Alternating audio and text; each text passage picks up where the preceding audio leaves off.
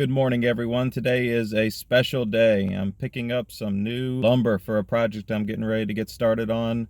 I'm going to be building a farmhouse style table, and I need to pick up some wood for the tabletop. It's going to be made out of red oak. So let's get on inside and see what they have today. All right, we're inside, and as you can see, I got the 8/4 red oak D3S, and the 8/4 is just a thickness. 8/4 means it's going to be about 2 inches thick. It goes on the quarter scale, so 4/4 would be 1 inch, 8/4 would be 2 inch, and the D3S means that it's going to be finished on 3 sides. Most all of these boards are going to be about 10 feet long and varying widths from 5-6 inches up to 10 inches or so. So I'm going to pull some out and see if I can get what I need for this tabletop. I'm going to be looking for about 4 or 5 pieces, probably between 7 and 9 inches to make my 36-inch wide tabletop that I need. As you can see, I've pulled out 4 boards here, and I think these 4 are going to get what I need. I got 2 longer ones here. They're 10 foot and 11 foot, and they're about 9 inches wide. These 2 shorter ones are about 8 feet, but they're 10 inches wide. So to get my 36-inch wide table with 1 bench, I need to have 36 inches wide on top and then about 16 inches for the bench seat itself. Let's go on up here to the checkout and get rung up for these. So here we have in the shop those boards that we picked up from the lumber mill. They've been sitting in my shop for about 2 weeks now, acclimating to the environment. And acclimating is very important for wood before you start processing it. When you run it through the jointer and the planer, you don't want it to move anymore. So when wood is subjected to different temperatures and humidities, that causes the wood to move. So if you get it into the place that it's going to be worked for a few weeks, give or take, it doesn't have to be 2 weeks. It just so happened that that's how long it took me to get to this project. That's going to definitely help it to not move on you for when you're doing your glue up and after your glue up, so that you have a nice flat tabletop. So now I'm going to go ahead and take these boards over to the table. I'm going to cut them down to rough length. I usually give myself about 6 extra inches, 3 on each side, because I know that when I run these through the planer, we're going to get what's called planer snipe. So I just deal with it by cutting all my boards a little bit longer than they need to be, so that I can remove that after the glue up is done. And for those of you who don't know, planer snipe is when the boards enter and exit the planer, the contact of the roller before and after the blade is not made up, and you're only getting one of the rollers pushing down on the wood, whether it's the first one or the second one.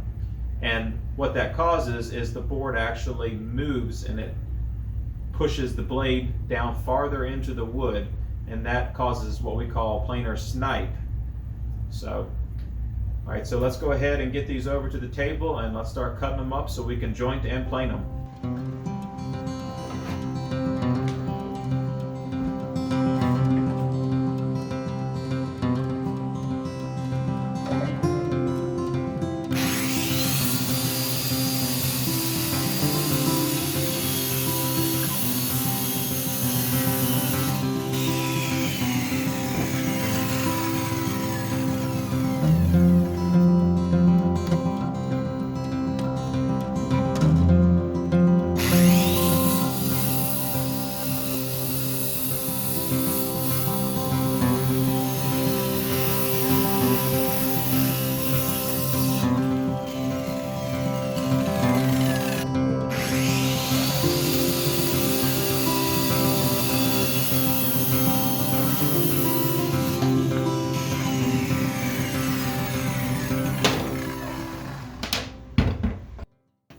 As you can see here, this is my planer setup.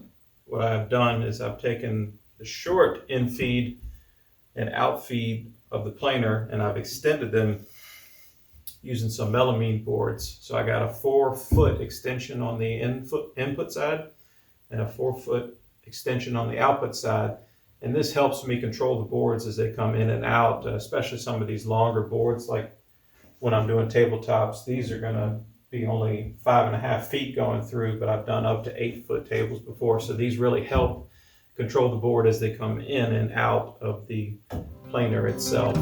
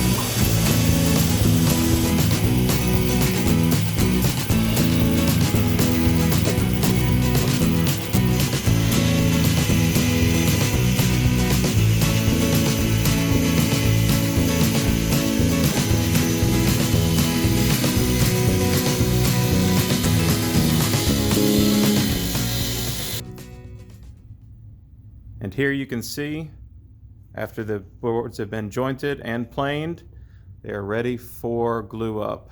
I put them together and dry fit up just to make sure that they didn't need any additional hand planing to get all the joints perfect. But as you can see here, everything is fit up and it's ready to be put together. So the next step is going to be to put in the biscuit joints and then to go ahead and clamp and glue this tabletop together.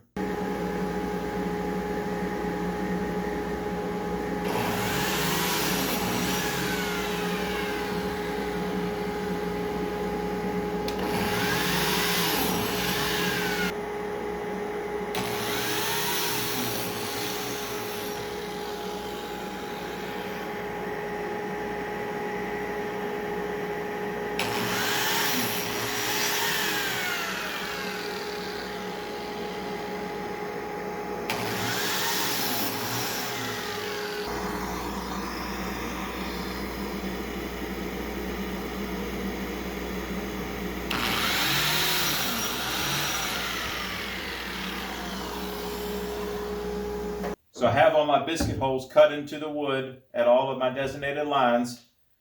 And now I've set everything up on my table with my clamps underneath. I put a layer of plastic down to help prevent the glue from sticking to the clamps and the clamps from discoloring the wood, because they are metal clamps and I don't want them to discolor the wood if they touch it.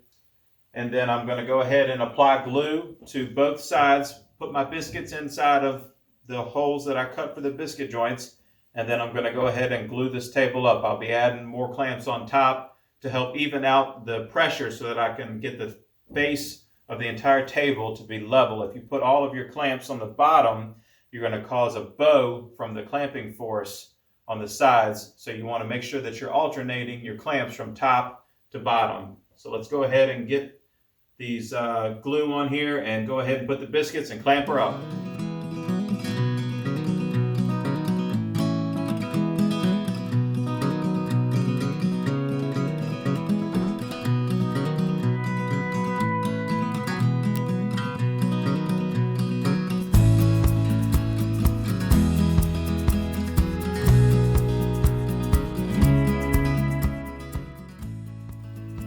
One of the important things to remember when you're doing a glue up is to make sure that you're covering the entire surface with glue.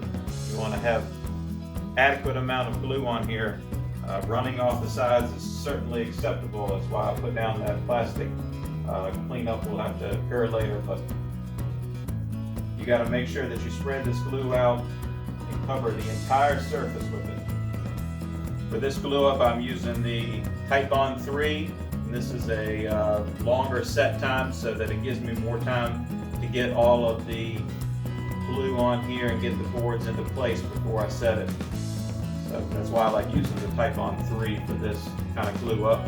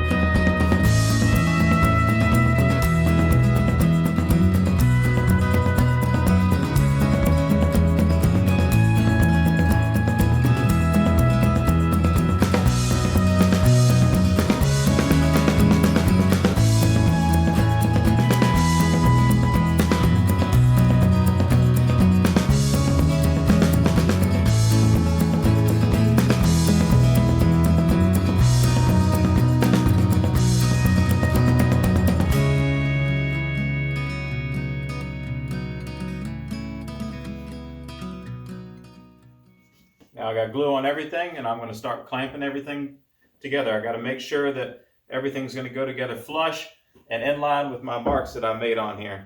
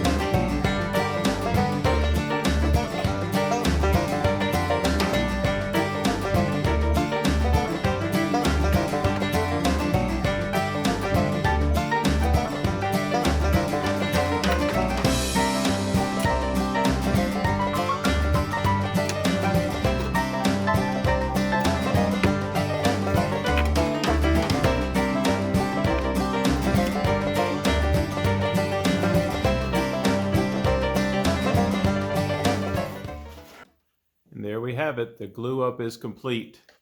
As you can see, I ended up putting clamps on both the top and the bottom.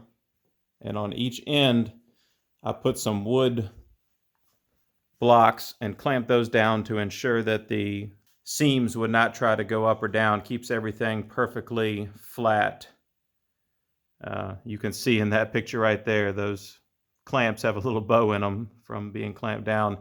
Actually ran out. I had to double up on some of my shorter ones to span across the middle.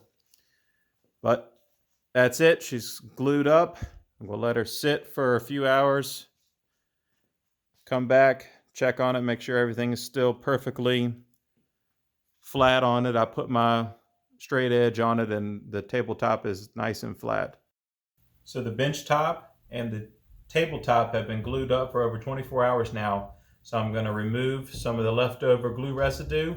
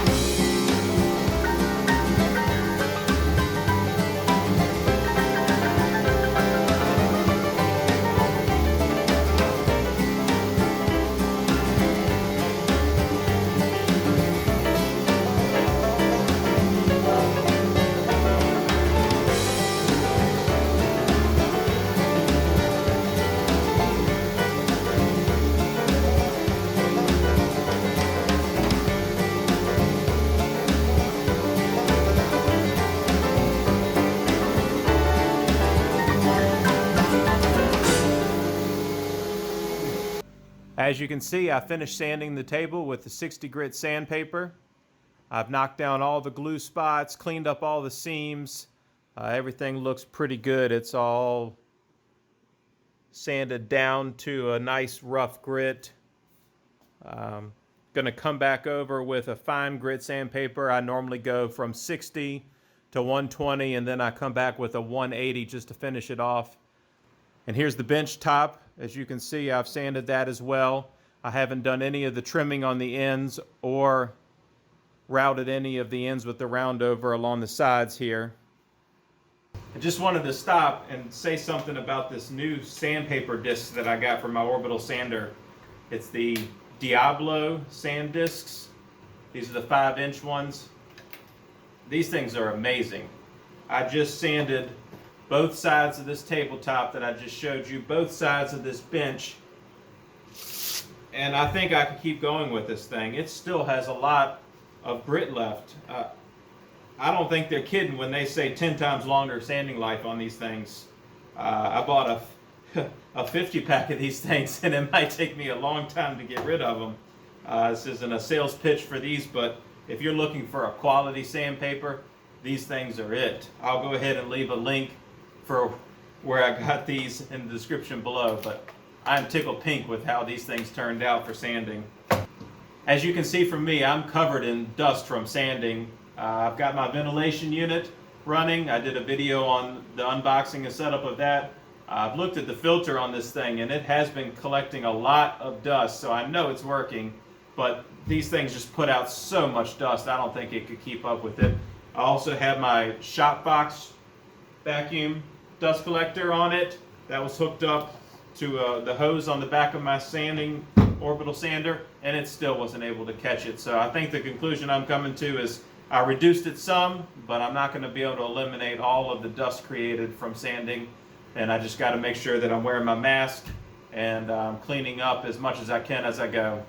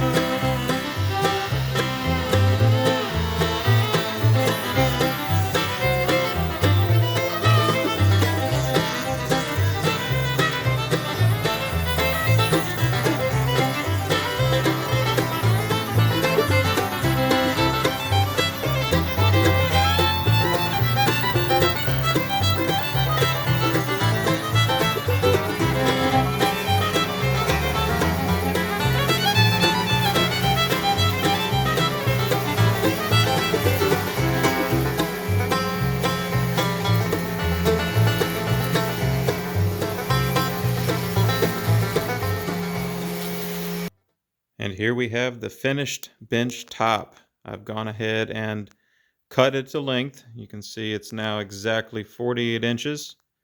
I've rounded over the edges with the router and I've sanded it down to 180 grit. This is ready for stain and sealant. Next up, we've got to do the tabletop itself. I've already cut that. Now it's time to route over the edges with the round over. You can see that they're still squared. And then I'm going to sand that down to the same fine grit.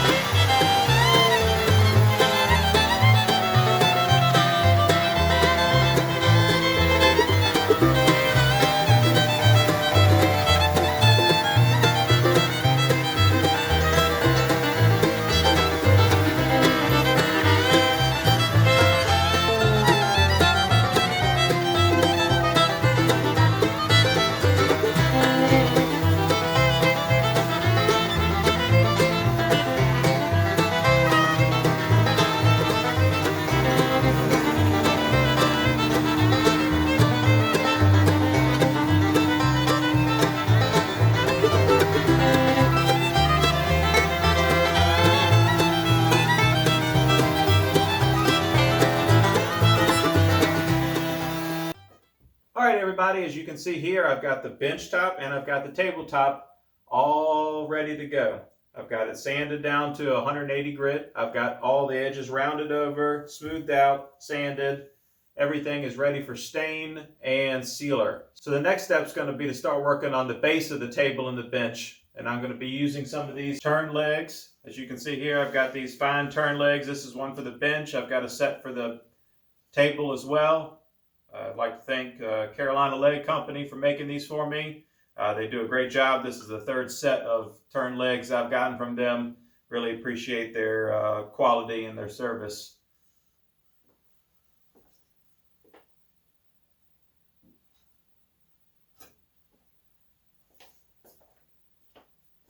So that's going to be it for part one of this video. I'm going to make part two, building of the base and the complete assembly of the table for the finished product. So if you enjoy this kind of video, please make sure you hit that subscribe and like button, and keep looking out for new videos in the future.